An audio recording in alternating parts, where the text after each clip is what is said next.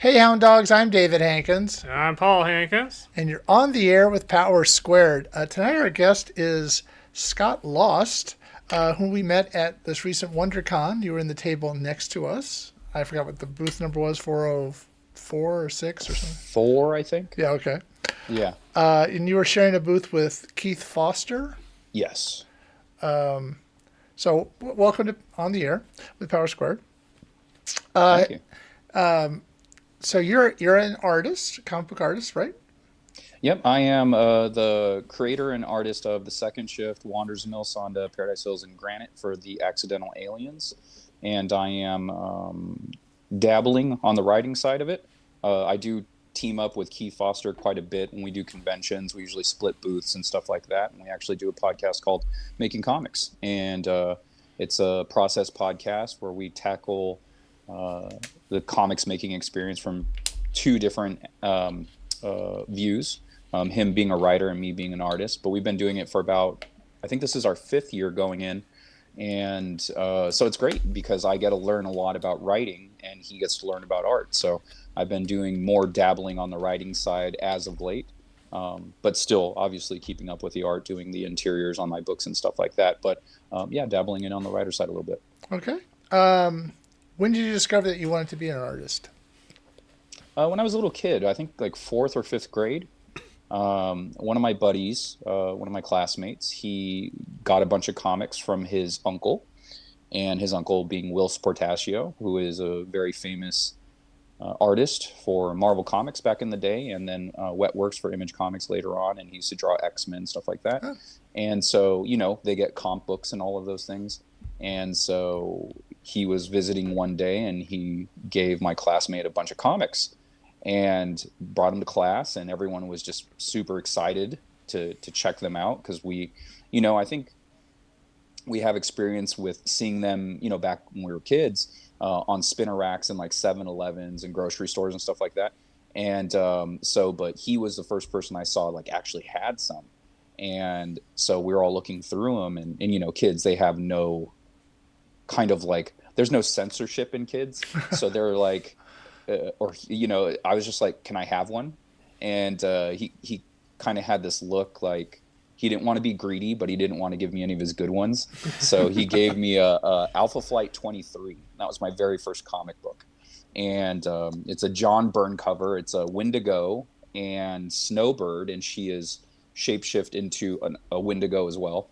And so they're battling on the cover. Very, very epic looking cover. And so even though it was Alpha Flight, I still really loved the book, and I would just pour through them. And as soon as my mom picked me up from school, I said, can you bring me to 7-Eleven? Because I knew that's where comic books were. And so I grabbed, so I grabbed, I think it was Excalibur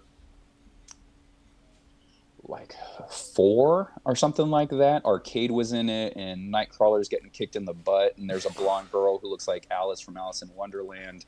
So it's it's a pretty memorable cover. It's kind of a wacky cover. But yeah, so I picked up that and something else I can't remember. But so I grabbed a couple of books, and I was kind of hooked from there. And my father is a painter, so I inherited some of that ability. So it was kind of like I was like, oh, I think I can do this. I think I can draw comic books. Was he encouraging? No, he wasn't around. So Oh, sorry. yeah, but I just had his, I inherited some of the ability. So, little kids draw all the time. And so that's what I was doing. Okay. But yeah, so it was like something I knew I wanted to do right away, to the point where I figured out, okay, comic books come out every month.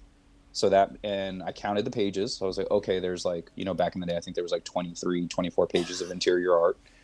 And so I was just like, okay, 24 pages, and then the cover, that's 25 pages, and it comes out every month. Oh man, I have to do at least 1 page a day. So as a little kid, I figured that out. And so in the summer, on like summer break and stuff, I wouldn't allow myself to go outside until I finished 1 page of art, because I knew that's how I would become a comic book artist. Oh, So, and then I had a little bit of a detour for about 10 years yeah. when I finished high school. So. Yeah, I understand that was one of your dreams to do that, right? Become a pro wrestler, which we'll talk about in a Yeah, minute. yeah. That's for your audience. Yeah, I was a pro wrestler for 10 years, and I co-founded a very, very famous independent company called Pro Wrestling Guerrilla, PWG. And so when I was one of the six, the founding six members. And yeah, so that was very popular. I did that for 10 years. I got to travel the world and everything like that. But like after 8.5 years, I started getting tired, and you know, the joy wasn't there anymore, and it was really becoming work. And so, you know, as opposed to feeling like a career and a joyous career, it felt like work. So I decided to pivot, and you know, I kind of closed out my career. I did 10 years solid, and then I called it quits, and then I was back to drawing comics. Okay, but we'll talk a little bit more about. I have some questions about the wrestling, but I want to Yeah, of finish. course. Were there any artists that inspire you, or that you know, want to emulate or whatever in your art? Yeah, yeah. My first art love was Art Adams. The I saw at the comic shop I used to go to in San Diego. It was in National City. It was back then it was called Comic Castle, and then it became Comics and Stuff, which is a chain here in California, and maybe San Diego specifically. But they had a glass display case when you walked in, and then to the right of the door there was Classic X-Men #1, had Art Adams art on the cover. Just this amazing team shot. Like anyone that knows X-Men, you know that cover. And it was $10, and back then that was, you know, 10 books. Yeah. You know, it was like, do I get 10 comics or do I get this one comic book? And so for months I would stare at it, and then eventually I ended up buying it, and come to find out the interior art was not Art Adams, and I didn't understand that, and I was like, wait, how come the cover looks so good but the inside doesn't look as good, you know, as a kid, this art looks bad, but I mean, I haven't looked at it since then, so I can't even remember what the interiors look like. But going from Art Adams to anyone else is a big ask. So yeah, so he was definitely my first comic love as like a pro. I was like, this guy's work is amazing, and he was the first artist I knew by name. You know, most of the time I didn't know anyone by name. I just liked the books. Oh, I like this book, or I like that book. And so he was definitely my first influence. But he pairs with a lot of my other influences. It's like a lot of my favorite guys are kind of in that realm from when I was younger. So like my next big one was Jim Lee. I loved Rob Liefeld stuff back in the day. Jim Lee stuff I still love to this day. He's like forever evolving. Like his stuff still looks like Jim Lee, but when you see him like on his streams and stuff, he's really experimental. And I really love the idea that he's so far into his career that he continues to grow as an artist, and I find that to be amazing. And of course, like Todd McFarlane. But as far as like influences on my style, it was like when those guys created Image Comics, that was it for me. I was like, initially, I was like, I don't like this. Why are these are my favorite artists? Why aren't they at Marvel? Marvel's my company. This is a company that I like. Why are they not? And then the guy working at the comic store kind of broke it down for me. He's like, no, they own this company. This is their company. Like they make all of the money. They don't give it to Marvel. And I was like, what? And I was like, I didn't even know you could do that. So after They that, could. I was, Yeah. yeah, after that, I mean, like any, and you know, then I came to find out about indie comics and everything like that. And it's just like anyone can do this. You can make your own company if you can be a success at it. If you're good enough, then you know you could be a success at this. So yeah, so a lot of my influences come from that branch. Like second wave image guys like J. Scott Campbell is pretty big influence on me. I really like Humberto Ramos, Joe Madureira, Travis Charest. More modern artist, I would say the most influential on my stuff now, a modern artist, is Ryan Otley. I discovered Invincible before it was cool. Everybody knows it now, but I liked it, you know, while it was live, while it was going on. So I really dug that series. And yeah, Daniel Warren Johnson's amazing. Yeah. Um, he seems to be influencing this generation of artists. Like he's this generation's Jim Lee, Todd McFarlane, Rob Liefeld. Like that's, you know, what his style does to the industry. You know, you can see the effects of his work on so many different artists now, and like the things that he's doing, it isn't new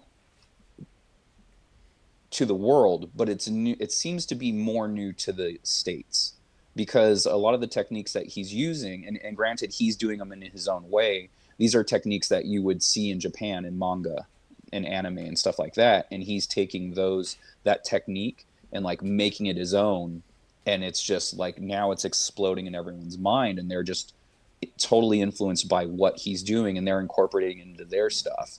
And like as an artist, you can just see it. You're like, oh, he's trying to do a Daniel Warren Johnson thing, and so it's just interesting, like seeing these new artists and coming with age, your tastes change and evolve and grow. So like whereas I was heavily into cross hatching and stuff when I was younger, and then you kind of get more of the clean open line stuff with a J. Scott Campbell and a Joe Mad, and then Ryan Otley is like pure open line stuff. And then you go to Daniel Warren Johnson, it's dirty and it's crazy and a lot of energy. So it's just kind of like, oh, I was kind of in this one style corner. And then now it's kind of like, I like everything. I like to look at other people's styles and what they do well. And like, for me, that's the most interesting thing is style. It's great to have, the structure and everything like that, have your foundation stuff down. But the most interesting part for me is the style. So if I see an artist with a really cool, unique style, I gravitate towards that. Okay. Can I get you to maybe turn whatever you're looking at a little bit more towards you because you're kind of cut off? There you go. Where like that? Yeah. Is that better for you? Yeah, it is. Yeah, we're seeing cool. like half your face and. Oh, I'm sorry. That's okay. Yeah, like on my screen, it's me. It's the whole thing. It's like this wide. That's fine. Okay. This is better. So, did you study art at school, or you got? I took some classes. Yeah. Okay. I took some classes in college. I took a life drawing class. I took airbrush, charcoal, pottery. So I definitely dabbled in school. Life drawing at 8 a.m. as a 18-year-old is interesting. And for your audience that doesn't know what life drawing is, it's nude models. Yeah. And not something I really understood. I just saw life drawing and I didn't know what that meant. I thought we were drawing apples or something, or going out and looking at trees and drawing that stuff. But yeah, sure enough, there is a giant naked man that unrobed in the middle of the class with his giant balls. And I was like, what is happening right now? And, when you see it in movies and hear it in TV shows and see it on TV shows, it's always pretty people that are modeling for you. Not my experience with the life drawing. It was a lot of actors, like unemployed actors in between gigs. So they need to make some money, so they do some nude modeling, and of all ages and sizes, and yeah, man. So it was something. It's good education, though. It was, no, for sure it was. What was the first book that you drew? To completion, that's a good one. To completion. So I do multiple series. The main series that I draw is Second Shift, and I actually created that when I was in 7th grade. Wow. And it was called something different back then. It was called Dark Watch. And then some years went by, and I would always start stories. I'd have like these ideas of what I wanted the story to be, and then I would get a few pages in, and of course I was a younger kid, so my attention span was nothing. Right. And so I would do like 5 pages, and I would get this other idea. I'm like, well, that story sounds cool, so I would stop that one and I would draw another one. So the first one I fully completed was Second Shift. We label it as issue 0, 00, because it's never going to be in canon. But it was something I drew, I think when I was 23. 23 to 25, I finally finished my first comic. And so that was like a big thing for me. But after I finished it, all I saw were the flaws. And so I kind of got, I kind of lost the passion a little bit. And plus I was already into my wrestling career. Yeah. I started wrestling, and things started moving. So I kind of left the pencil behind for, like 5 to 6 years after that. And I just concentrated on wrestling. I just stopped drawing. Wow. But that was the first time, like my entire life, like I was drawing since I was the little kid all the way till I was about 24, 25. I finished that first issue. I saw all the things I hated, and then I stopped. And I stopped for, like 5, 6 years. Okay, we can talk a little bit about your the wrestling, because I honestly, it's not a sport that I follow. Hmm. So, and so if my questions are lame or Yeah, whatever, all good. Okay. When did you decide you wanted to be a pro wrestler? So when I was about 18, 18, me and my friends started wrestling in my backyard on my trampoline. And it wasn't like the crazy stuff you heard of back in the day, or I don't know if you're even aware, but backyard wrestling was huge at one point. And so kids were making their own rings, and there was like a lot of dangerous stuff, and they're doing hardcore matches and just being stupid. I actually would write our matches out, and we would just wrestle Ah, like matches. So we would just perform matches. And the craziest stuff we did was jumping off the trampoline into boxes. Like I worked at Mervin's back in the day, and so I would get a bunch of boxes from work, and I would take them home, and we'd kind of construct them, like half-ass construct them. Am I allowed to cuss on this? yeah, I'm sorry. it's Yeah. fine. Yeah. Okay. So we like half-ass construct them, and then so once we hit them, they would kind of explode, but it would kind of cushion the fall, like it Right. wouldn't hurt or anything. Yeah. So anyway, I was doing that, and one of the guys there, he had a best friend that he brought with him, and he actually wanted to be a pro wrestler, and he goes, "Hey man, you got to come with me. My girlfriend found this flyer for this show up in LA. It's like a promotion, and it's a wrestling school. You should come with me. We'll go watch them train."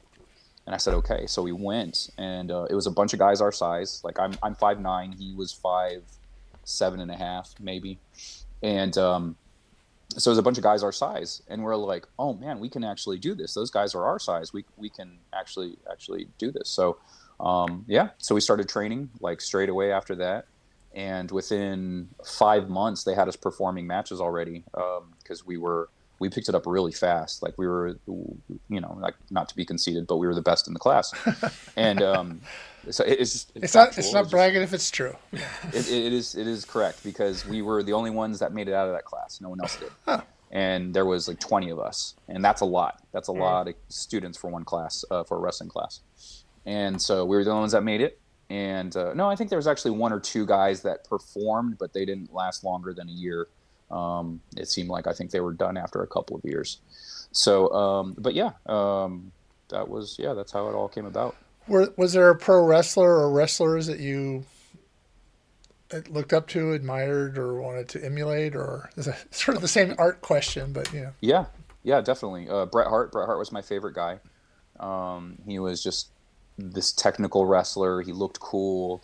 He was like, he's Canadian, but he was like the Captain America, basically. He's like just, Wonder Bread, just like the good guy, like the Yeah. leader. There's just something about him. And so I really loved him. I've always kind of like gravitated towards leaders. And so I really liked the way he wrestled, and he carried himself. And so early on, I definitely patterned my style after him. But just like art, things evolve naturally. So you naturally do things in a certain way, and you can emulate someone for a while, and some of their stuff, some of their habits might become your habits, and that's just how you do it. But over time, some things just come out like, nope, that's how I do it. And so my style evolved, and I became me. Like after X amount of years, like the transformation was complete. I was just like, oh, okay, I still have elements of Brett and like some other wrestlers I enjoyed, but the way I constructed when you put everything in a mix, a gumbo, you're no longer these individual pieces. You're the sum of the parts. So Yeah. yeah, like just like my art style, it's like, okay, you can see pieces of other guys, but when you put it all together, it's me. okay. You mentioned matches. I mean, you wrote them out. I mean, some people, and I'm not trying to put it down because I know you guys have to be in pretty good shape to do it. But is it sort of kind of planned in advance what's going to Yeah, happen? it's choreographed, it's predetermined. Much like art as well, there's stuff that's kind of spontaneous that you'll do on the page and on the fly, and that's the same with matches. Sometimes you're calling stuff in the ring, and it's not premeditated, like it's not pre-planned as far as like how the whole thing is put together. But yeah, there's bookers, and they go, okay, this guy's going over, winning. That means winning. Yeah. And like, oh, you're going under this, he's going over. It's like, okay, whatever. So yeah, it's all very physical. Like I've had like maybe like 8 to 10 concussions. I broke my knuckle. I destroyed my knees, my ankles. So surprisingly, my neck and my back are good, which is a positive. A Yeah. lot of wrestlers come out with bad necks and backs, and that's how you get hooked on pain pills and stuff. Yeah. Whereas mine is kind of like, yeah, like I play basketball now, but for a while I couldn't because my knees and my ankle were so bad. But then, over time, like everything kind of heals and kind of resets. Like if you don't do too much damage to it. Yeah. So I was able to heal up and like I'm able to play sports again, which is nice. And I've been playing sports again for the last 10 years. I wrestled from 20 to 30. I didn't play basketball from 30 to 35, and then I started playing basketball at 35. I'm almost 45 now. So, yeah, it's fun, like staying active and all of that. But yeah, so it's choreographed and all that good stuff. But yeah, it's definitely physical. I've been full on kicked in the face and punched in the face, and again, the concussions and all those things. So, yeah, very physical. I was actually gonna say my understanding of wrestling is that even if at least a good amount of it is staged, the pain is still real. Yeah. Yeah, very much Yeah. so. You guys are throwing each other around. Yeah, I know a lot of people that wouldn't. Well, I've seen a lot of people that can't handle it and they quit. I was playing basketball yesterday, funny enough, and I got like punched in the face, like accidentally. Like they're going after the swiping, like after a rebound, and they're swinging, Yeah. and the guy full on blasted me in the face, and I was like, oh, and I just got the rebound. I'm like, I'm fine, and I just get going. It's kind of one of those things where it's like I've been hit hard in that. I'm not worried about that. So, There are different outfits for wrestling. Who were you working with when you first started? it was, oh shoot, I forgot. Ultimate University, which is where John Cena trained. So I actually met John Cena before he was John Cena. He's just a regular guy, John Cena. Right. He was still humongous. He was still a giant person. Yeah. But yeah, he was finishing. He was already trained, and actually WWE had just signed him, I think, to a developmental deal. So a developmental deal is when you kind of go. It's like a AAA baseball or whatever. Right.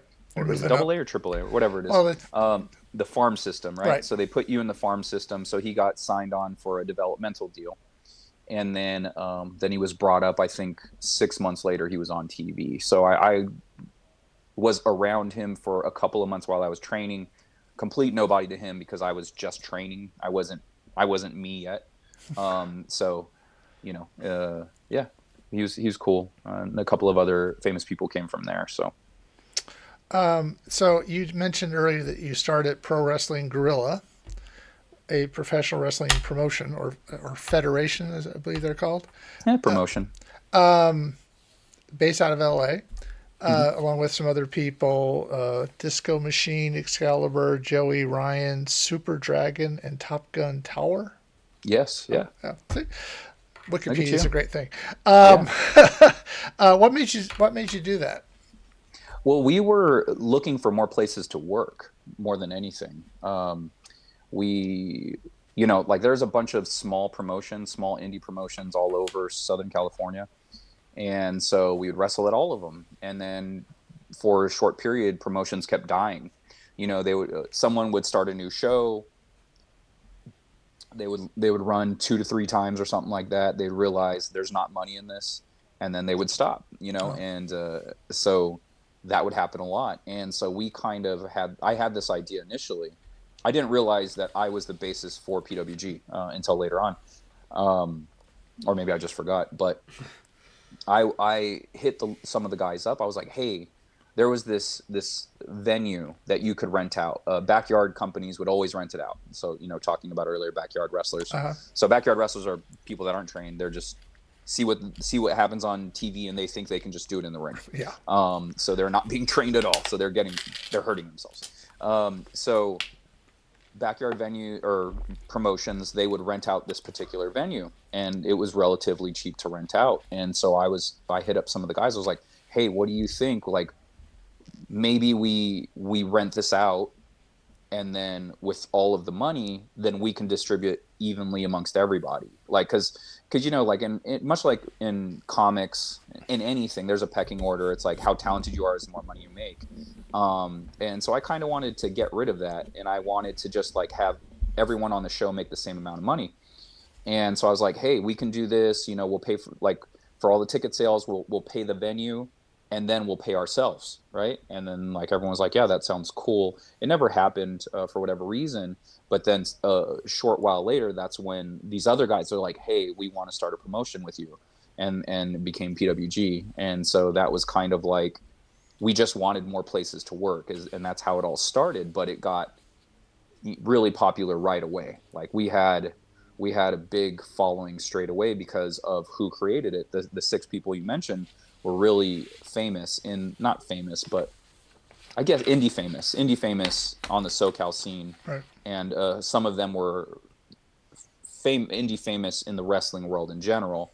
And then, after we started PWG, all of us became indie famous in the wrestling world in general. So it was really cool. Like creating that promotion actually elevated some of us to a higher level and more, notoriety amongst the wrestling world. And it's cool. I still see people on TV like emulating my stuff. Like I can spot my stuff out super fast and easy. And it's like a lot of the guys on TV I know. They're guys that were my contemporaries. And so I can contact them and go, hey, ask that guy if he watches my stuff. And one of my buddies in particular, and he's a bit of a smart ass. You just go, there's nothing new under the sun, Scott. Yeah. And I was like, yeah. Ask him if he watches my shit. He's moving like me, and he's doing some of my moves. So I was like, no one moves like that but me. Yeah. I was like, that's how I move. And then he goes, yes, he said he watches your stuff. And I was like, I knew it. I knew it. So you walked away at the age of 30. That was your plan all along, as I understand it. It was a rough plan. So my family was obviously not psyched about this goal, this career move. It's very dangerous, and all of those things. So I told them by the time I hit 30, if I'm still doing this at 30, but I'm not making a living off of it, I'll retire. And so they left it alone. They were fine. And then so at 28, I was like not making a living off of it. I still had a day job. And I was, it just, like I said, it wasn't fun anymore. And then I was just like, okay, I think I'm just going to quit. And like my friends who, other wrestlers, they were like, no, go to 30. You said you were going to go to 30. Just go to 30 and you might change your mind. And I said, okay. And so when that happened, like a switch happened in my brain. Because I was no longer trying to have the best match on the card. I was just having fun, because the expectation of this becoming my career was no longer there. It was over. Right. So I just kind of let go and just kind of did what I wanted to do. I just wanted to have fun. And those turned out to be some of my best matches that I ever had.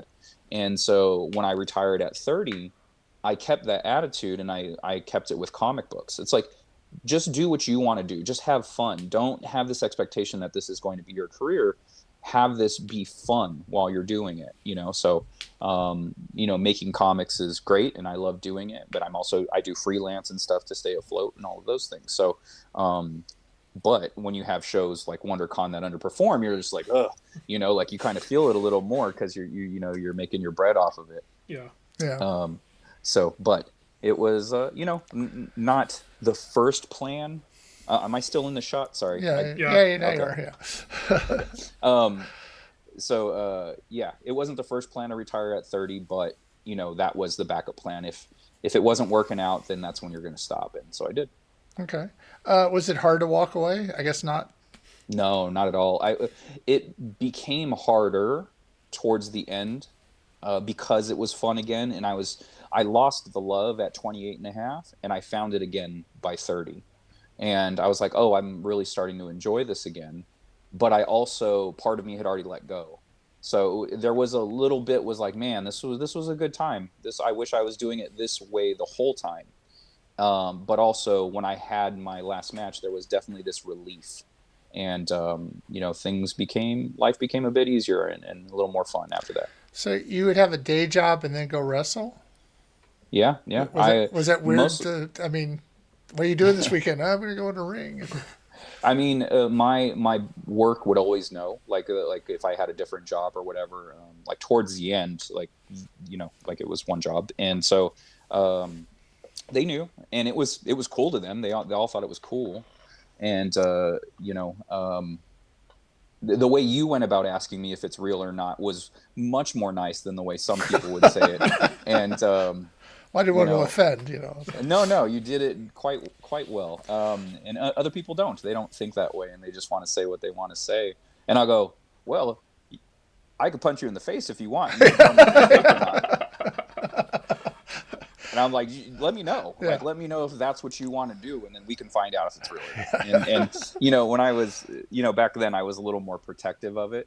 But I wasn't. But like again, if you approached me the way you did, I would be perfectly fine with it. But if you wanted to talk crap, it would be like, Yeah, no. well, this is how we can figure it out if you would like. And then the tune was a little different after Yeah, that. no, I figured I'd lose my teeth. Were you a hero or a villain when you were wrestling? Or I was something called a tweener.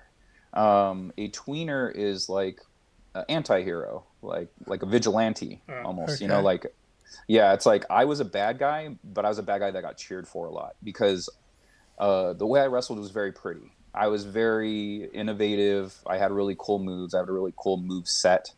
The way I structured my matches was really appealing. So even though you were supposed to hate me, like the fans couldn't, a certain percentage of the fans couldn't help but to enjoy my matches. So I would get a lot of cheers when I was supposed to be getting boos. That must be nice. Okay, so let's talk a little bit about we did. I was going to mention I've attended some panels at WonderCon and at Comic Con. They're led by Rick Offenberger, who's the editor in chief I know at Rick, first. Yeah. He had on a guy who was Michael Kingston, who had a comic book Mike called Kingston. Headlocked. Have you heard of that? I know Mike very well. Okay. Mike was my first, I think he was my first published work, actually. Okay. Yeah, my first printed work, was a pinup in his first trade paperback. Okay. So he supposedly would go to wrestling matches to sell his book. Did you ever see him there? He was doing that. I was already drawing comics and when he was putting his first trade out, so I was already out of the wrestling I see. industry. Okay. I didn't know the timing of all that. But anyway. Okay. And you were the subject of a story on ESPN when you retired. Scott Lost goes from ring to drawing, which is a little bit of a stretch, but yeah. Yeah, they pulled it off. Yeah. Was it your name is the last name you use is Lost? Was that interesting as a wrestler to have that as Scott Lost, Scott One? Is that? Yeah. I was the professional Scott Lost because so Bret Hart, my favorite wrestler, his gimmick was the Hitman, and the professional is another way to say Hitman. And so, like, I was just totally ripping Bret Hart off from day one. I was like, okay, Hitman. Like, what else? How else do you say hit? And then the very famous movie with Natalie Portman and I forgot his name. Anyway, it's called The Professional, and so that was how I knew that was another phrase, another term for a hitman. Yeah, I think I know what you're talking about. I can't think of the name either. De Leon or something. Jean. Oh, anyway. But if he's watching, he can come. Yeah, write in. Let us know. Did you? So you went from wrestling to drawing. You were doing your own drawing, or did you get jobs, or was it? Did people take you? I mean, did people take you seriously when you went from wrestling to drawing? It is Jean Reno. Okay. Jean Reno. Jean Reno. I had to look it up. It was going to bother me the whole time. Okay. Yeah, I mean, you just kind of put your work out there, and you find different avenues, to get that work out there. And like straight away, my writer actually is also a former pro wrestler. So me and my writer we're both pro wrestling tag team when it comes to making comics. Okay. So when we were wrestling, like you just have tons of time in the back and you just hanging out, you get to know each other. And, I met my writer, Ed. He pins under E. Bronson. He liked all the same stuff I liked. He loved Bruce Lee, he loved sneakers, he loved the NBA, so like he loved comic books, obviously. So we just had tons of stuff in common.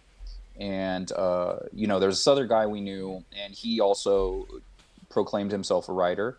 And so I was like, hey, why don't you guys, these are my characters, this is who they are. I gave them descriptions, their hopes, their dreams, everything I knew about them as people. Mm-hmm. And I said, here they are. Have them talking in a cafe, or like have them talking in a restaurant, just sitting at a table. Like, let me just hear what that sounds like through your voice. Right. And my writer knocked it out of the park. And it was such a joy to read a story about my characters that I didn't write, that I didn't know what was going to happen in this conversation. But when I read it, it sounded exactly like each one of them. And so that for me was like, man, this guy's great. Like, I just gave him synopsis on each of the characters, and he's full on had a conversation with them. And it was pretty amazing. Where the other guy just floundered, and he, like, every little detail I said about them, he fitted into the conversation. And I was like, you misunderstood what that was. Like, that was just to give you an idea of who they are, not to tell me about their hopes and dreams in one story, one conversation. So my writer crushed it. And so straight away, like, while I was finishing up wrestling, me and him were already planning to do this comic book thing. So as soon as I stopped, I was already working with him and getting a story together. And, like, I mean, it took me forever to finish this because, I hadn't drawn in 6 years at that point. And I definitely I drew the one comic book, but I kind of did it like old school Marvel method, like the way Jack would just kind of like, oh, I have this idea, and then he would just draw it. He didn't really have notes from Stan Lee. Yeah. Hey, page 1, page 2, page 3, page 4. He didn't have that. It was just like, hey, here's the idea. Go make something out of this. And so I would go, I have an idea for a story. This is what's going to happen. And I just drew it out. So working with a writer was different because there was a script, and I had to read it and imagine it and then break it down and then create the thumbnails and then the pages from there. And so it was just such a different process, and, like, I just had to get used to it. And then again, not drawing for 6 years, I was slow. And so we finally got the first book out. We finally got it colored and everything like that. And it was, 3 years later, like 2.5, 3 years later, I finished my first book. And I was like, man, that took forever, like, to do the, 20, I think it ended up being like 28 pages or something like that. It was a pretty sizable first issue. And so yeah, from there, things got way faster. I got way quicker. It was not taking 2.5 years to finish books. So, it was taking like 3 months or 6 months or something like that. And so it's kind of like, for indie books, it's kind of like what's expected. Like, no one's expecting you to put out a new indie book every single month. If you can, that's amazing. Yeah, no, yeah. But I'm not that. I'm not that person. I get one out once every 3 months. So, but yeah, back then it was kind of like, okay, I have my book, and as soon as we got the book, we started doing shows. And, we started selling books at the shows. I started doing commissions at shows, and then kind of building up fan bases and clients from there. And then, so, like, some of the clients that I got back then, I still have to this day, which is really cool. When you say clients, are you drawing things for them, or? Correct. Okay. Like comic books or just things? Mostly like pinup images, stuff like that. Okay. And then I even actually was working for a wrestling company for a while that did, it was like pro wrestling loot. So they would do like these loot crate style boxes, like it's just a bunch of nerd stuff, but like all wrestling related. Yeah. So I would do stuff for them. I'd create prints. I started doing a 3D turnaround, not 3D turnarounds. I just started doing character turnarounds, character sheets for figurines that they would create. And so, yeah, I was doing that for a while with them. And yeah. So. Okay. How did you get involved with Accidental Aliens? It sort of sounds like it's a federation for comic books. Yeah, I helped create it. That's why. That's why it sounds like a federation. Yeah. I started doing this show. It was the second show I ever did, or it was the first show I ever did, actually. San Diego Comic Fest. It's a very small convention in San Diego, but it's very comic book focused. Right. And so I was able to get in. I got an Artist Alley table. And my writer came, which was like kind of a mistake because I didn't realize you had like 3 feet, 3 or 4 feet. Yeah, and so you couldn't really fit 2 people in there. And so it was really cramped. And so it was kind of like my mistake the first year. And so the second year I was like, dude, you can't come. There's no room. And like he understood, he was there. Yeah. So and but yeah, the very first show we did was that. And every year I would do the show, I would meet a new artist or two. And I remember the second year I did it, I was like talking, like this one artist came up to my table before the show started, and he goes, hey, I just wanted to let you know I really like your stuff. And he's like, I think you're doing great, your stuff looks real good. And I was like, oh, thanks, man. I'm like, I gotta go check out your stuff. And then so I went over to his spot and I checked out his stuff. He was really good as well. And so we finished the show up, a couple of days later, and I said, hey man, are you local? And he said, yeah. And I was like, would you want to hang out by any chance? Like, would you like want to go to like a cafe and like drink or something like that? Like, or not drink, just draw, like, Yeah. like. Yeah. And he was like, yeah, that sounds great. And then the person next to him, she was like, can I come? And I was like, yeah, do you want to come? And then so, that's how we kind of started. And I knew someone else that was an artist as well. So we all started hanging out. And the next year I met a few more people and then invited them to the hangouts. And then the group got a good size. And I was like, hey, would you guys want to do an anthology? And because I had tried to do a story with one of the other artists before, like, hey, let's all put our characters in one book, and then like we can all just draw our characters, and like I'll just draw the backgrounds and stuff if you guys don't want to do it. And then so that way it's like one story with all of our characters, and we all contributed our art in it, and like we can sell the book. And so that never got off the ground. And then so I thought of this anthology idea. I was like, hey, what if we just, all take about 8 pages. You get your individual cover, you get six pages of story and like maybe some credits or something like that, or like a sketch page, something like that. And so everyone's like, yeah, let's do it. And so 2017, that was our first year that we released one. So we started in 2016, and then I was like, okay, this is the deadline date. You got to finish the pages by then. And so we did our first one, and every year from there, we do the anthologies, and it mixes and matches. It's like some people have dropped out, some people have been added, so it's kind of like this constant influx and of artists. So yeah, it's been great, and that's kind of how we started the Accidental Aliens. Where did the name come from? That was from one of our group. It was from our group chat. So like on Facebook Messenger, you guys familiar with Facebook Messenger? Yeah. So it has the default thumbs up. Mm-hmm. So you can change that. And so we just were putting whatever, and then someone changed it to an alien head. And then so, the button acts as a thumbs up, right? Someone says a good story or says something funny or acknowledge it, you give it an alien head as a thumbs up. And someone said something really sad or tragic or depressing, and that involved them, and that was something they were going through, and someone hit an alien head. And then they were like, oh, shit, sorry, that was an accidental alien. Yeah. And so that's where the name came from. All right. So you guys work together, or you work individually, or because I on your website, it just sort of says, here's our artist, and it mentions like what you're working on. But I mean, are you guys all? And I noticed there's like 4 names on your accidental on Second Shift. Are you guys all working together on things, or is it each has their own projects, or how's that work? Yeah, we all basically work on our own projects, except for a couple of the people in the group. We call it the core 4, because out of the founding members, there's only 4 of us left. So we call it the core 4. One of them is a writer, so he pairs with one of the artists a lot, because he needs an artist, and then she can't think of a story, so they end up pairing up, and so it works out. Yeah. And but most of the time we're doing our own stories. Like he also has other projects that he works on that are solely on his own, that he's not working with us on. But we always put the Accidental Alien logo on our books. So like he does everyone else in the group, they kind of only do the anthology, where I have a ton of books that I do, and then he also does his own books. So we always have the Accidental Alien logo on it, though. It's kind of like the company header. Right.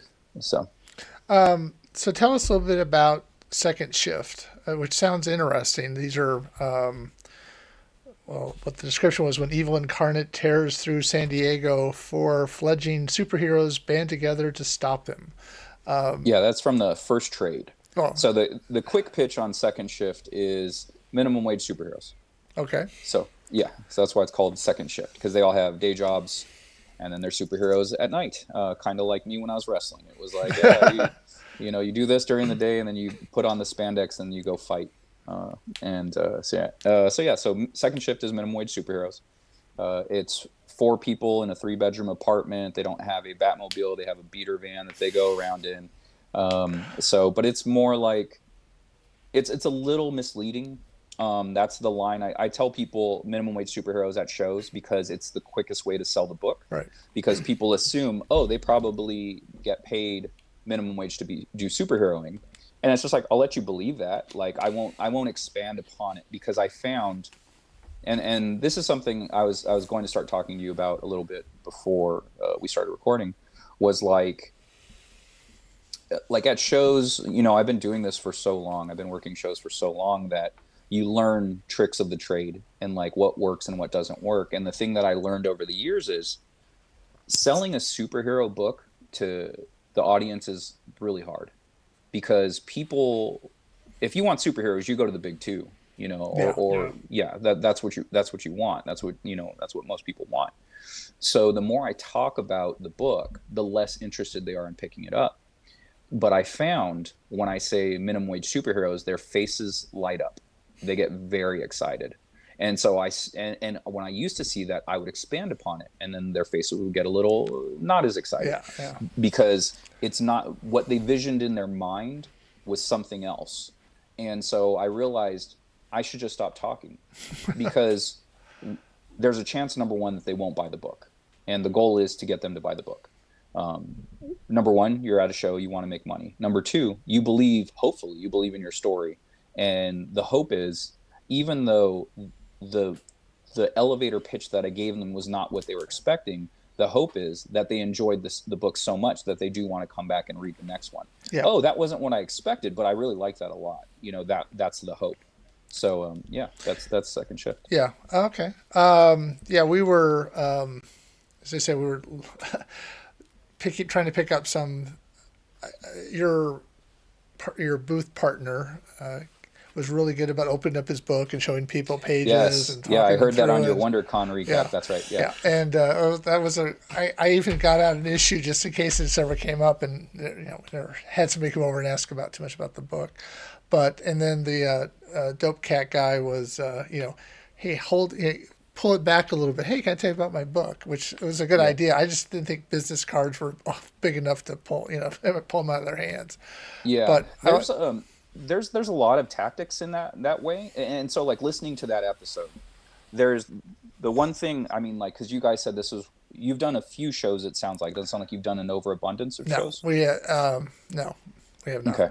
So the thing about this is, like, so when you guys create your books, like, you're doing the writing and the art and stuff like that? We're doing the writing. We actually have artists and colorists that we work with, and a letterer that's the other twin.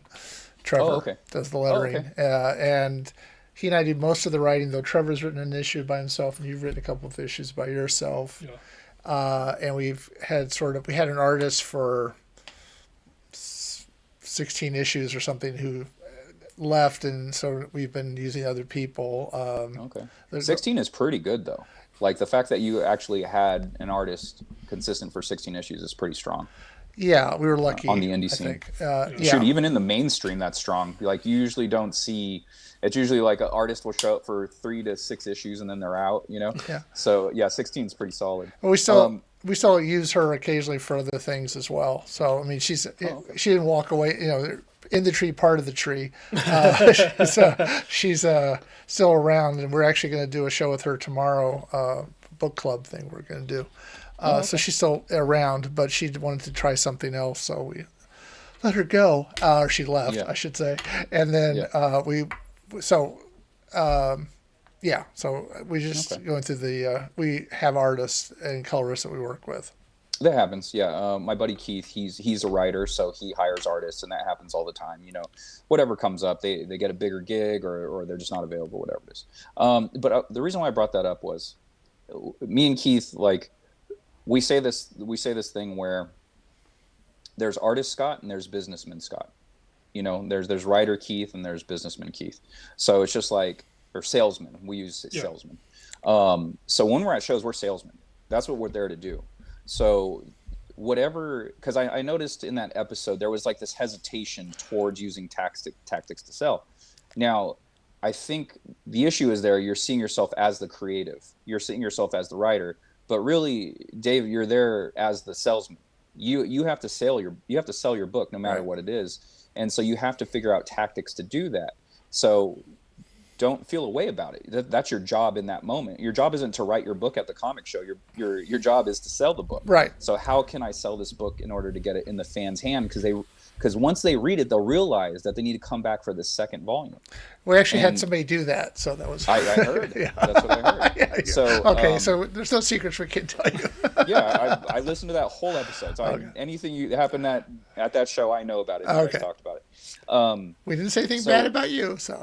No. But I do remember you saying the line where, like, Keith would open the book up and show the art, and you were kind of like, yeah, I didn't realize I should do it. It's like, yeah, you didn't realize you should show people the cool art. You got to show people the cool art. Like, I'll have certain things, and again, you guys don't have a lot of shows under your belt, but the more you do this, the more you'll have tricks of the trade that you always do, because you'll go, hey, that worked. Yeah. When I did this, that sold the book, and then you'll repeat it, and you'll fine tune it, and you'll hone it until it's like a violin. You'll just know exactly how to play it. And like something else is like the "we'll be back." Oh, I'll be back. You got to know. After a while, you'll actually feel when they mean it, because when they say "I'll be back," it's because they want to get out of a conversation. Oh yeah. They stopped because you stopped them and they were polite, or there was some interest, and maybe there isn't interest anymore, and so they go about their way. So, but a lot of people do it, like, oh, I'll be back.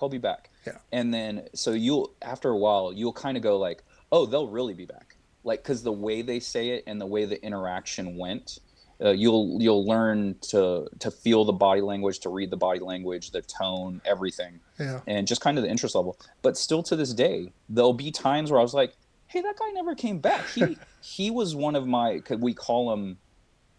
I'm like, I got 2 definites and 2 maybes. I was like, these 2 guys for sure will be back. These 2 guys might be back. And so like we kind of play. It's like a little game for us. Because like we like to see how, like, again, we've been doing this for years, so we like to see how many times we're right. And this last show, I was shocked at how wrong I was. I was like, dude, I had at least 3 for sures, and not one of them came back. Right. And so I was like, that's kind of wild. I was like, I'm never that bad. I'll usually get at least 1 out of 3. But like to get 0 out of 3 for me, it was just kind of like, what? That doesn't even make sense, you know? And then you'll get the surprises where like, that guy came back? Like, and it was it felt like a brush off, a brush off, I'll be back. And like they actually came back. I was like, that's pretty crazy. So even, after over a dozen years of us doing this, it's not a complete actual science. It's just kind of like our best guesswork. Yeah. But we've got it down to the point where we actually are pretty decent at guessing. Yeah. Reminds me, talked to Drunk Flamingo a few times when we were at WonderCon. Yeah. And they mentioned with people saying that they'll be back, from their experience, they kind of try to look at the person's badge when they say that, and if it's like 1 day, they're less likely to come back. Or if it's like 3 days, they're more all days, they're more likely to come back. Yeah. Interesting. That's huh. We've actually, yeah, you know what? I think that is right, because the 1 days are usually they buy it then. Yeah. If they are actually interested, they will buy it then. But the 4 days, it's, and I don't know if you guys did this when you were on the other side of the table, but when I was attending conventions as a fan, I would scout everything out, see stuff that I liked, and then weighed what I actually, in order of how much I wanted it, right? Yeah. So then, Yeah, so it's like we all do that. We all have like X amount of funds we can spend. So we're like, dude, I only got this much. I can't buy this guy's stuff and that guy's stuff. So you really got to weigh it out. So I know fans will wait towards Saturday or Sunday to make their final purchases. And like indie books are kind of last on the pecking order Yeah. as far as books that are things that they want to buy at shows. It's always like original art, prints, or toys. Like those are the top three things. And just hopping back to WonderCon real quick, the biggest error in the WonderCon layout is the fact that the toys and Artist Alley are right next to each other. You have the two most sought after things at conventions on one side of the floor. This does not make sense. Right. You know, and they like to say, well, we want people to go to the other side of the show to reach you guys. They don't want to come to the other side of the show to reach us. We're not the milk. You know, like we talk about this when we're working the show a lot. We talk about this with people a lot because we have a lot of existential crises during shows. And so we'll talk about layouts and all of those things where at WonderCon specifically, this comes up a lot where we compare it to going to the grocery store. You go to the grocery store because you ran out of milk. Okay. And where do they put the milk? They put the milk in the back of the store. Why? Because they want you to go through the chip aisle to buy the chips. You're not there for the chips. You like the chips, but you're not there for the chips, right? So they're treating us like the milk. We're not the milk. Yeah. The Artist Alley is the milk. Yeah. The toys are the milk. We're the chips. We're good. We're not good for you, but we're good. Yeah. So, but we might be good for you. But we're not. But that's not what they're there for. If they happen to see us before they're out the door, then maybe they'll pick the chips up.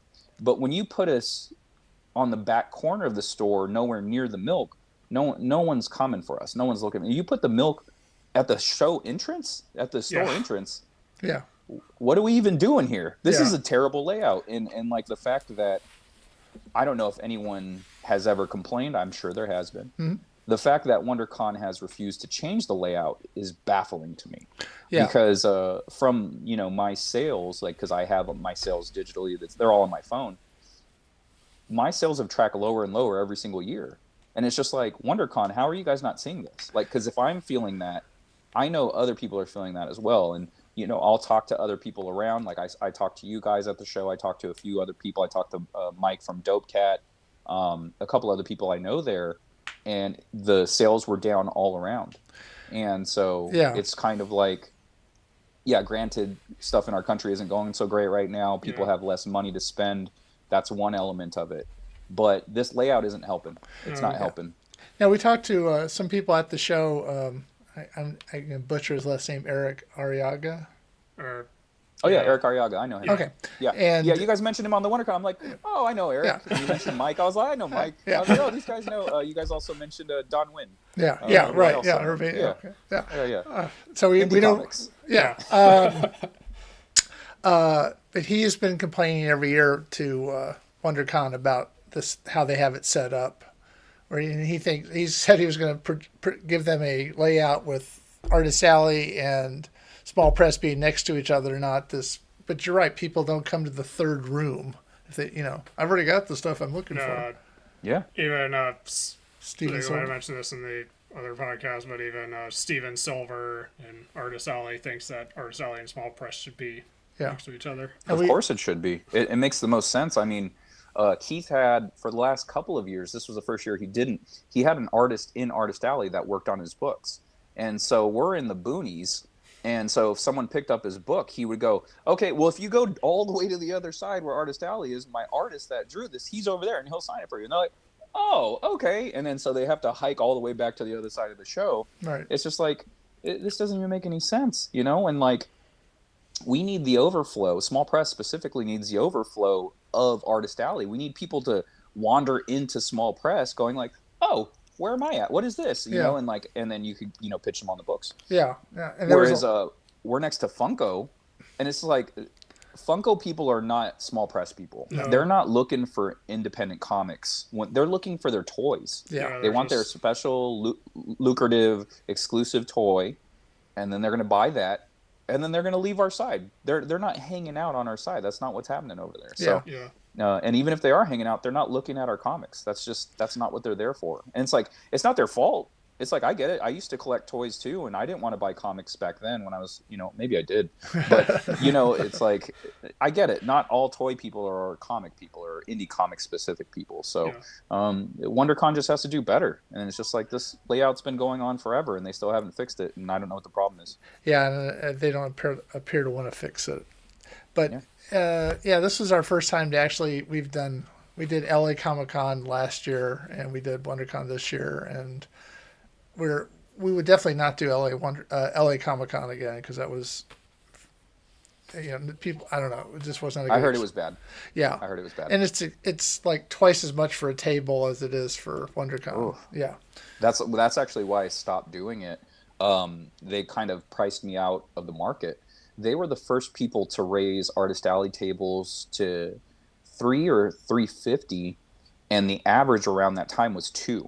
Yeah. So I was like, whoa, they're almost double the cost of everyone else, and I make basically the same that I make at other shows. So all that would do is just eat into my profit. Like, Yeah. I'd be losing money if I came back and did the show. And I wouldn't be losing money, but Yeah. I'd be losing profit, and it's just like, as an indie creator, you're in the margins anyway, really. You're like, once you get into the black, it's great, but then it's like, well, how much into the black? I need to make a real profit here. I can't just make $100 and call it a day. It's just like, no, I got to make more than that. So Yeah.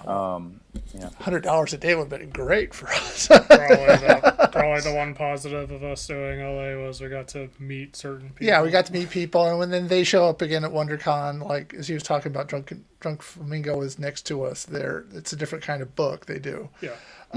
But they were next to us, and we were able to talk to them a lot during the show, and then the people next to them. Satellite City. Yeah, which is they also do a comic book, and they were also at WonderCon, and they were actually next to them at WonderCon. So it was just sort of, you could see some of the same people, and you kind of get the feeling that the more you do it, the more you go, oh yeah, so and so, yeah, it's Absolutely, cool. yeah. You'll get to know a lot of people, and not everyone becomes someone you keep in touch with. Like Keith Foster, he actually was tabled next to us. He was put next to us at our second show, which was Long Beach Comic Con, and just randomly, just this guy, was like, oh hey, what's up? And he was pretty cool. And again, he, much like my writer, I was like, wait, you like basketball, you like sneakers, you like you like all the same stuff we like. And for funny enough, I was like on a live stream, and people saw, like, on the live stream, they saw my basketballs behind me, and they were like, wait, you can't be a comic nerd and a jock, a sports guy. That doesn't even make any sense. And I was like, sure it does. I was like, I was a pro wrestler for 10 years.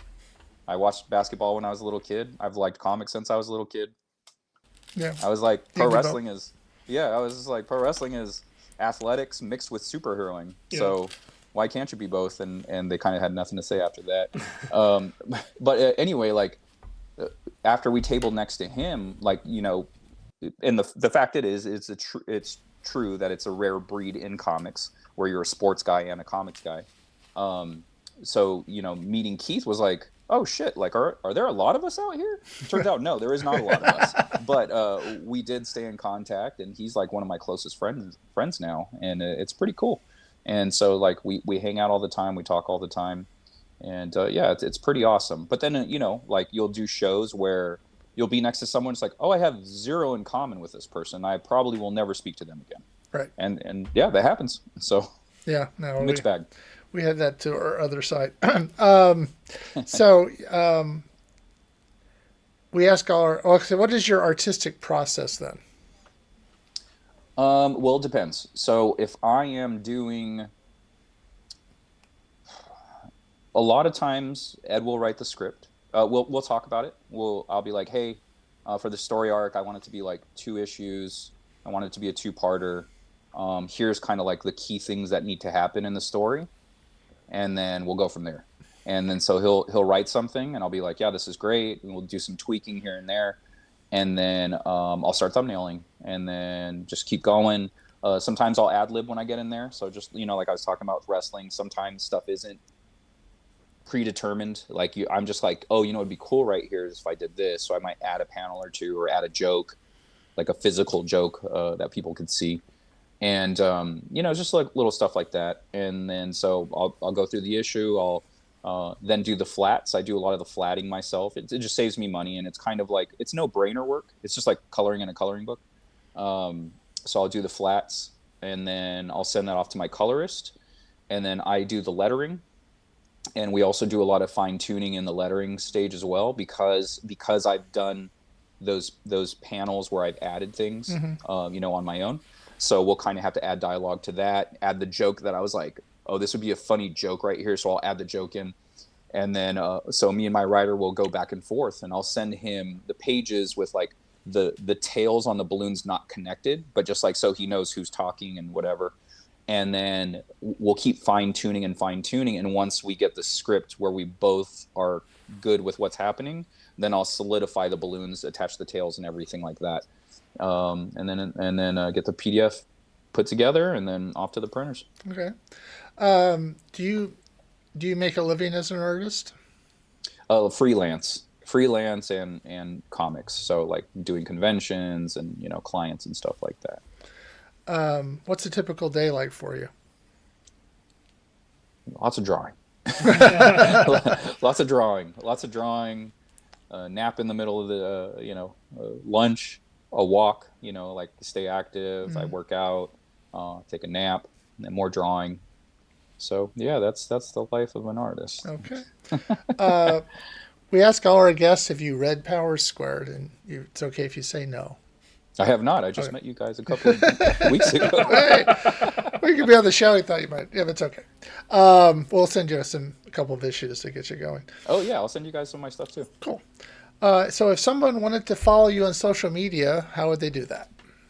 You could find me on Twitter, Instagram, Threads, Bluesky, all of them at Scott Lost, SCOTTLOST, and Facebook.com/Scott Lost. And you could find all of my books at accidentalaliens.com. Second Shift, Minimum Wage Superheroes, Wanderers of Melisanda, Anthropomorphic Dinosaurs versus Humans. Paradise Hills and Granite are both in Astounding Adventures, which is our superhero anthology. And you could find those all at accidentalaliens.com. All right. Well, thanks for being on the show. Yeah, thank you for having me. So until next time, I'm David Hankins. I'm Paul Hankins. And you've been on the air with Power Squared. Bye.